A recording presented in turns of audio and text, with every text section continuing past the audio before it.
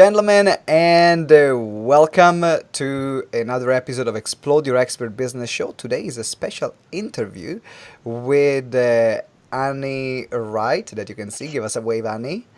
And then we have Ian Philip James. Give us a wave, Ian. Hello, how you doing? Hey, so we are live right now here on Facebook and also gonna be recorded on our podcast. And we are talking about the our next upcoming event that we have, which is Purpose to Abundance, Master Your Health. As entrepreneurs, we need to take care of our health. Now, this is coming from me, where I neglected my health for a good 9 years, and it wasn't fun.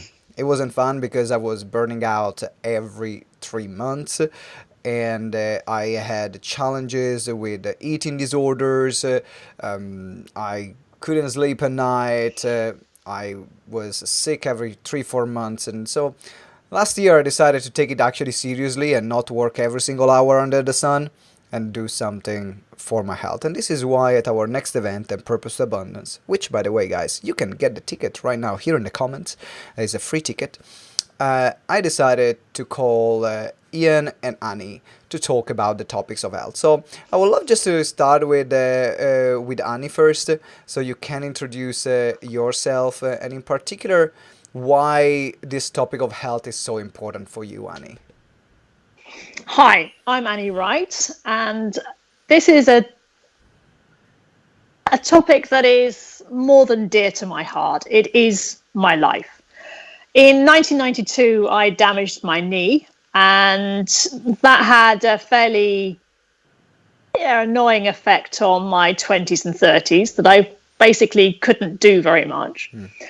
And so over the last 15 years, in my chiropractic career, I've used what I've learned to get myself better with my clients. And now I help other people in businesses get themselves better and enjoying life to the full. Because for me, life isn't worth living unless you're really enjoying it. Whatever you're doing, if you're enjoying it, it's so much easier. Amen. Yes, thank you, Annie. Now, Annie and I recorded an interview recently for our show. So if you go on Explode Your Expert Business Show, there is a full interview with Annie where you can also hear a bit more about her tips and strategy to find time for health. But also that's what you're going to share at the event. Now, Ian, how about yourself? Why health? How did you end up in this journey, and why is it important for you? Yeah, that's a really interesting question, Simone. So I used to be really overweight myself, like 100 pounds heavier overweight. So for the Europeans listening, that's about 40 kilos. I was literally kind of twice the man that I am today. And I used to try diet after diet after diet after diet, and it just, like, the problem just kept on coming back over and over again. And the big thing that eventually cracked for me was that actually, like, I was just constantly trying to fix a dysfunction with other dysfunctions. I was constantly trying to fix problems by introducing new problems. So, like, I clearly had some sort of eating disorder because I was overweight, right? So, but then I would introduce new disorders and new dysfunctions in the form of ridiculous food choices, nonsensical calorie deficits, and all of this kind of stuff. And it was only really when I discovered that I needed to get my mind into the game that the results became ongoing and lasting. And what I discovered was that actually it's what I put into my mind that's what I put into my mouth. And what I found was that as I started to fix what was going on up here in my head, then the things that were going on down there in my belly began to largely take care of themselves. I further deeper and found that actually, once I began to look at the root causes of the issues, like what I was escaping from, the things that I was turning to food for, dealing with stress with food, actually, I had to fix those things that were causing the issues in the first place. And then actually, I was much less likely to indulge in the habits and poor behaviors uh, that were causing the weight issues. So Right. for me, really began to turn around once I fixed the peripheral stuff. And once I did that, then actually eating got easy. So that's a big deal for me. I had to fix everything else before the weight got fixed. So that's really what I help people to do, is to fix the stuff that's in the background that's going to make the weight loss journey way, way easier than they think it needs to be. That's brilliant. Thank you very much for sharing, Ian. So I have a question for Annie about, and this is a question I'm gonna ask both of you. But the question I have is, how was for you when you were in the midst, in the middle of the problem? Because when we are on the other side, it's always easier. Sometimes I remember looking up to other coaches and mentors and said, well, easy for you that you have done it. I'm in the middle of this shit right now. How do, like, and it's so difficult in that moment even to take the first action when you are right in the middle of it. So I want to, from your personal experience, how was it for you where you were in the middle of your injuries or your health issues? What was going on through your mind? Can you tell us a bit more about that? It's a place I actually don't always like going back to, I have to admit. Waking up was always a really painful occurrence. The leg would lock, and it had to be sort of encouraged to bend so I could get out of bed. Ooh. Pretty much every movement or non-movement I made was some degree of discomfort, mainly low level, sort of like a nagging toothache.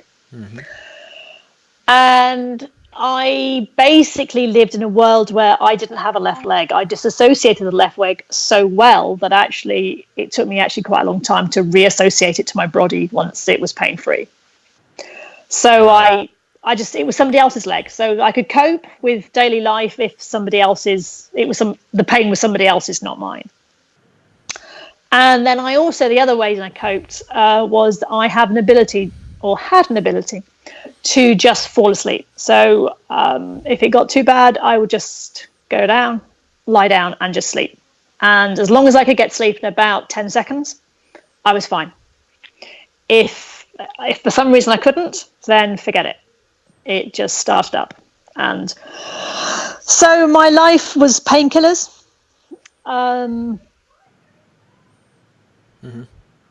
Painkillers, pain, trying to make it all seem that life was fine on the surface, because I was in the army, so you are having to be active, or at least try to be active. Although I was in a desk role, I still had this facade that actually life was all fine. Yeah. And what I didn't actually know about until recently, but then thinking back to it, as I've done with clients recently, is that just eroded the confidence. One didn't want to go to a social do, because when I had to stand up, or when you look a numpty if you have to sit down in your 30s. You just kind of withdrew. So, if I sum it up, it was pain, painkillers, and withdrawing. The animals became my savior. Well, we're going to get back to the animals. We're going to get back to the animals in a minute. And for everyone who's listening right now, we don't want to turn this into a pity party. That's not why we are doing this. No.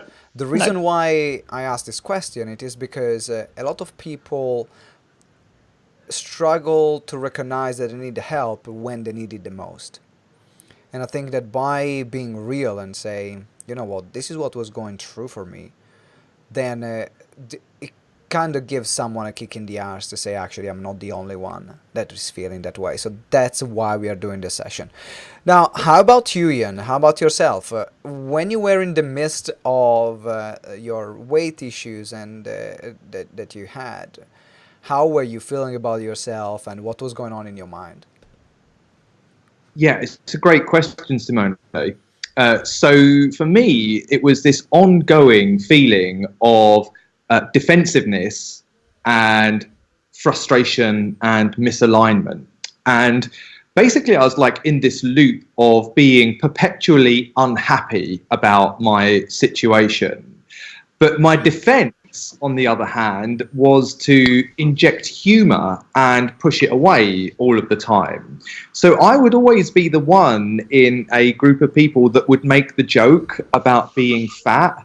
I would always be the one to laugh about, big people are just happier, big people are silly, fat people are really cuddly, and all of these kind of things. I knew all the fat jokes off by heart, and I would make them before anybody else could. So I would externally turn it to humor.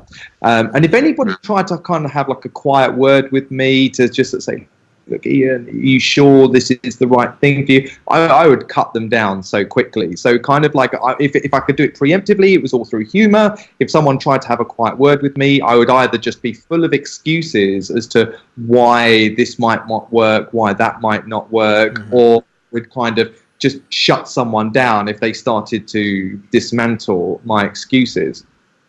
The other peculiarity that I had was this perpetual feeling of frustration. And I describe it like this. If I had chocolate cake, I would love the taste of the chocolate cake. I would be feeling guilty. Yes. So there was this constant push-pull feeling of enjoyment, but also underneath it, this kind of undergrowth of disappointment, of guilt, of frustration, and so on. But then on the other side of things, if I would have like what I perceived to be really healthy, like a salad or something like that, on the surface, I'd be thinking, aren't I brilliant? Aren't I great? And so on and so forth. But underneath it, I'd be like going, this food is so boring. Like, it's like all I can do to get through the day with this stuff. Yeah. So, but then I also had this kind of feeling in real life as well, in that it's like if I was like doing something that I really enjoyed, I would feel guilty about that thing and thinking, no, but I should be focusing on something more worthwhile. Or if for example, like I was doing something worthwhile, I'd be thinking, but I want to have more fun. And so it's a constant disjoint of how I felt versus what I was putting out to the world. And I had this perpetual feeling of jealousy as well toward like people who I perceived to be naturally thin. So rather than asking for help, I'd make insults about those people. I would push them away. I would say that it's impossible. So I would kind of feed myself excuses. And it only really changed for me once I began to think, okay, if other people are like how I want to be, rather than pushing those people away and saying that they're idiots or making excuses about that, why don't I start getting interested and start asking them questions? And that's when things began to change for me. All right. Thank you very much for sharing, Ian. And I can relate with a lot of parts of your journey, having overeating issues, and also went through anorexia, bulimia, and other parts. And so when you're talking about guilt, and when you were talking about wanting, enjoying the chocolate cake on the surface, but feeling bad inside, or feeling bad even when it's like I'm praising myself when I eat well, but at the same time I know in my mind that what I really want is that chocolate cake. It's just like an internal fight. So now that we've explored the internal fights, now I want to go back to Annie. And Annie, I want to ask you about when was the moment for you where you realized that you needed to do something about it? Sometimes it happens in our life when we have this switch. Something happens in our life or in ourselves, then we actually take it seriously and we say, okay, I need to do something about it. When was for you the turning point? Actually, there never was a turning point, because I actually never believed that I would never be like this. So even in the kind of darkest days, I always had this belief that this is not what I was going to be like for the rest of time. So for me, unlike many of my clients, I didn't have, as I put it, the health clock starting to tick. It was just a long, slow journey of acquiring the information that was going to eventually unlock the door.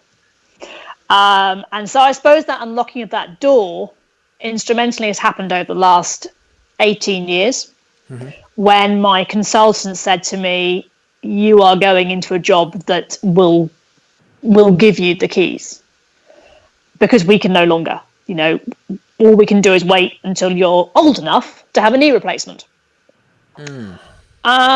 Which at the age of 28 wasn't exactly the best news. Yep. I have no idea why my husband married me. He was there. I think I'd run a mile. But I suppose it was in 2015 that when I learned about, or shall I say, that applied kinesiology, which is the art of being able to coordinate the whole of how the body functions through the window of muscle testing, eventually collared me, because it had always been knocking at the door. But for me, it just didn't make sense, and it was a bit too much woo-woo, and therefore, it wasn't for me. And so eventually I somehow landed on a course that I should never have been on. And I met two amazing German doctors, medical doctors, who basically opened up the world of kinesiology to me and the science behind it. And with that, I then really started to understand all the things that I started to understand all the coincidences that made the knee better or worse. Yeah. And then I was able to work. So really from about 2015, it's all snowballed. I think I went on it was in April, the course was, and in July, and I still had less pain, manageable pain. And it was in July 2015 that I announced to my husband that we were going to do triathlon. Well, that I was going to do triathlon. So what did your husband say in that moment? I'm just really curious to hear his answer. There was a very big silence. We were in bed having a cup of tea, as I like doing in the morning. So it was a morning. It was a morning news. Exactly. Not even an evening, right? In the morning. No, By the way, darling. My height of luxury, guys, is having a cup of tea in bed. Simple pleasures. Simple pleasures. No, so I sort of announced to him that I was going to train for a triathlon, and he went, "Oh." And I was expecting, being a bit kind of the defensive, as Ian has said. Well, you can't do that. Your knee won't survive, or you can't even run. Or which is true. I couldn't run at the time. You can't do this, you can't do that. I didn't get any of that. Later, he told me, well, if she's doing it, I'll do it. Technical hitch is he couldn't swim. Little technical hitch that he couldn't swim. And so he basically set about finding somebody who could teach him to swim at the age of he was at that time 55. So he's had his own personal journey of learning to swim, and he now can swim about 3 kilometers. Wow. So yeah. Wow, this is absolutely impressive. I didn't know that actually your husband actually did the triathlon with you. I didn't know. Oh yes, he's done every triathlon with me. Yes. Wow, so you dragged him, you dragged him No, along. I haven't dragged him. No, No, not dragged him along, but you had the idea, and then he said, "Okay, I'm coming with you. I'm joining you." So it's kind of impossible is nothing kind of moment between your knee and his lack of swimming abilities. Yeah. Wow. I'm super impressed. Thank you for sharing, Annie. I knew the story about the triathlon, but not this part. so worth it. Okay, so just before I go back to Ian with the same question, I want to say hi to everyone that is watching. Let us know, put a comment here, or give me a whoop whoop here in the comments, so then I see that you're there. Big hi to the one and only John Vanek, which said Annie and Ian, amazing speakers. Yes, they are indeed. So you can see the link here in the show notes or in the comment where you can book your free ticket for Purpose to Abundance. Annie and Ian are going to be our speakers at this next free event that we are having. If you take care and if you would need to prioritize your health, then you should attend this event, because if you're an entrepreneur, you must take care of your health. You must take care of your well-being, and this is why you should attend. Get your free ticket right now. Is here in the comments and the show notes. So now it's time to ask the same question to Ian. What was for you the turning point? Because I saw some pictures of you, and when you said I was large, and then I see you, I was like, yeah, I might be a bit overweight, but man, you were large. You like, like, with all due respect, I saw a picture. I was like, yeah, it was a lie. He was real large. So, and it's not. It's so difficult. When you are a bit overweight, you go to the gym a couple of months and then you're back on track. But when you have like for other people, it might take months, it might take years. And for you, what was your journey in terms of, first of all, the turning point? What was the moment where you said, I need to do something about this? And then secondly, how long was for you the transformational process? Yeah, thanks for asking, Simone.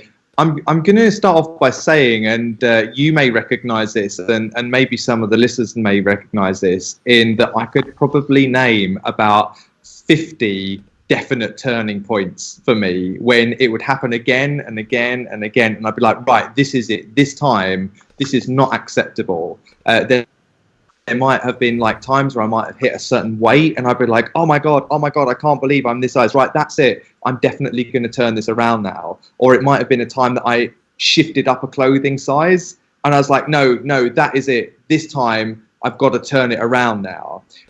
There's a couple of prime examples that I'm going to give which might suggest how big I was at one point. I went to a fairground with some friends, and we all went to get on the ride. And you have those big things that you pull down over the top of you. It didn't fit. And I got asked to step off of the ride in front of everyone because the harness couldn't fit over the size of me. And they said over the tannoy, you there in car number 2 on the left-hand side, the machine will not fit over the size of your body. Please step off of the ride. And off I in front of 16 people on the ride, and God knows how many people queuing up to get on the ride. I laughed about it. I was crushed inside. Crushed. Another time that's a bit more personal to me that I rarely share was that we were at a buffet restaurant, and as ever, I'd be the person that could go up the most, have the biggest portions. Oh, there goes Ian, off he goes again. The humour would kick in again. And I sat there eating it, and I felt a gripping pain in my chest. And I smiled. I quietly went to the toilet, and I sat in the cubicle with the door locked, expecting to have a heart attack. I thought, here it comes. This is going to be it. And I don't share it very much because I worry about my mum listening to it and getting all worried about me and so on and so forth. But clearly it didn't happen because I'm still here, right? You understand. But even in those moments, even when I said this is it, even when I said I've been humiliated in front of loads of people, or I literally think I'm about to die, I still went back to the old habits. It would last a week and I'd still go back. So, but what happened was I started getting interested in how to turn this around. I started getting interested, like I could see that the things I was trying, like all the different diet programs, they just weren't working. So I got interested in looking at different approaches, and the best way I can describe it is like, imagine if you had a glass of red wine and a glass of white wine. and every day you took a glass, a drop of red wine and put it into the white wine, okay, and keep on dripping it across. It doesn't look as though anything is happening, but it is. Yeah. And so often someone will come to you and go, "Oh, that's an interesting glass of rosé wine that you've got there," and you're like, "What? Really?"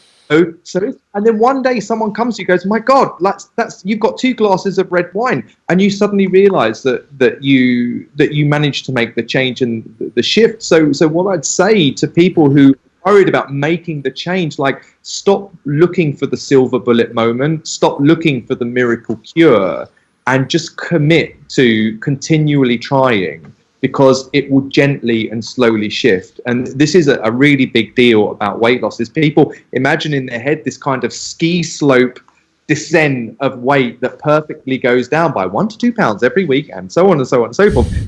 Look like that. It kind of like does loop the loops. It goes backwards, upside down, all sorts of things. So just get interested in finding what works for you. And that's what I did. I just explored method after method after method and thought, this particular little principle works well. Oh, that's interesting. This particular method enhances my journey. And this is how I built my method and my product, was actually just through sheer hardcore trial and error. And that's the encouragement that I'd offer anybody listening is, look, don't worry about having an immediate moment where it turns around. Just commit to working at this and finding someone that can connect with you and help you through it, and you'll turn the corner, definitely. Thanks for sharing, man. Didn't know about a couple of stories, and I can see how a lot of times, even if something strong really happen, then we keep going back. It's just stronger than us. I mean, I can associate with having, eating issues, and it felt like sometimes a new kind of person was stepping in.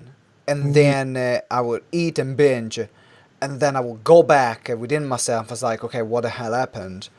And I've eaten all this stuff.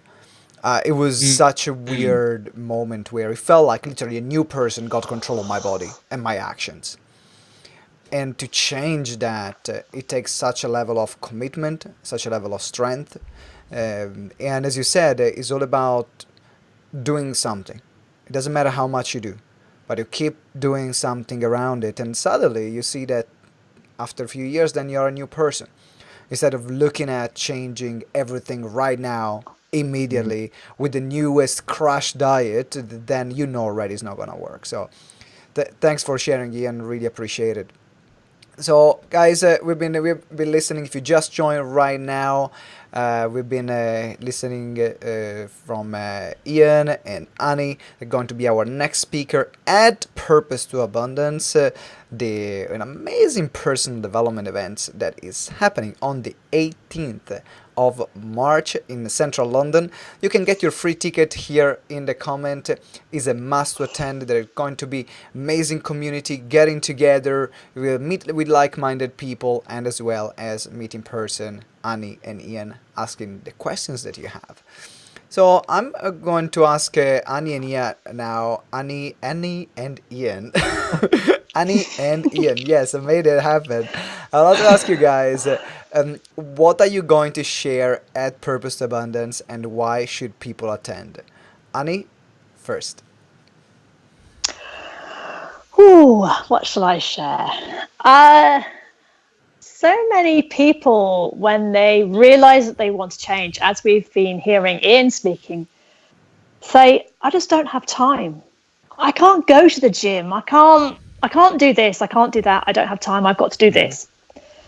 And so I made it my mission, basically, to help people change within the confines of their normal days. And it's like a challenge now for me to be able to do. So I'll be sharing some stories about how people have fitted in things into their working day that has basically not negated the need to go to the gym or the need to do some additional exercise if they want to, because one never stops people, but actually that it isn't actually necessary. So I'll be sharing tips on how you can be active in the day, how you can use that activity to channel it to give you the energy and the focus that you need. And also be able to fit what you eat and when you eat into the day to again optimize your energy, your focus, and that clarity. Because when you have focus, work is so much easier. When you're trying to make a decision and you have a clear head, it's easy. Yep. Suddenly all these things just pop into the mind. When you're walking through sludge, oh God, is it hard? And then the day is just like treacle. Imagine yourself sort of glooping your way through. And you just never finish what you need to do. What a joy. Exactly. Absolutely. We can all have those days. Yeah. But when you have clarity, when you have basically wound the body up in the right way, and I don't mean wound up in sort of leaping around, I just mean get it flowing in the right direction, suddenly brain and body connect. And when brain and body connect, work is just so much easier. So that's the tips I'll be sharing. Oh, so if you haven't got your ticket right now, what the heck have you been waiting for? Absolutely a must. How about you, Ian? What are you going to share on the 18th of March? Good question. So, first of all, if you are someone that has struggled with weight issues for a while, you've got to come because I'm going to turn the whole dieting thing completely upside down, and I'm going to explain, in my view and in my experience, how you can literally eat what you want when you want and still lose weight. How you can literally lose weight without dieting whatsoever. So if you have been struggling with weight for a while and that you've tried different programs and things like that, please just come and listen to what I have to say. It's pretty mind-bending, and it will probably change how you view diets forever. It's a bold claim, but hey, come and check it out for yourself if you think. We like bold claims. We like bold claims, yeah. and for some people it says, oh, it's too good to be true. Well, you have the results in front of you, so it's true. I mean, and here's the thing: if you don't like it, money back. Have you get your money back on your tickets? No problem. On the free ticket, absolutely. We'll give you the piece of paper back. All right. That's it. Yeah. But no, you're so generous. Yeah, exactly. It's light-hearted. It turns the whole thing around, and it's very gigglesome and fun. So it will be an enjoyable evening, and you'll learn that. The other thing that I want to get across is that you've got to deal with the root cause of the problems, and I'm going to express this in a really eloquent way to explain why it's so important that you don't just tackle the kind of external periphery stuff, that actually you're going to have to go inside and dig deep and find out what's going on inside. And I'm going to explore this in some detail so that by the end of the talk, you'll understand the importance of really going inside rather than outside to find the answers. And for anyone who's able to make it, I've got a cheeky little bonus which will really help you to actually go away and do that. So I'm a real big believer. So I'm part of the GTeX community, and I fully subscribe to the concept of doing and action. So I can guarantee you that having listen to me speak, you will literally have a complete and actionable program and steps that you can move forward with. There will be no further requirement. Like, it will be there. It will be something that you can take away and start implementing straight away. And there'll be a cheeky little bonus that will enable you to really dig deep and make the progress you've been looking for. Fabulous. Thank you, Ian. So, guys, make sure you get your ticket right now. Again, the link is here in the show notes. It's going to be on the 18th of March in central London with Ian and Annie. we're going to explore how can we live a truly healthy life, whether it is with our body weight, whether it is with our general health and fitness and increased vitality, so then we can be more productive, whether you are an entrepreneur, which is going to be in your business, or if you are working in a full-time job, so you can be more, give more, and also have more for yourself, because life is not just about work, and we are here to we're meant to enjoy what we do. So get your ticket for Purpose to Abundance, 18th of March. I'm looking forward to seeing you there. Annie, Ian, thank you very much for doing this interview with us. Really appreciate it.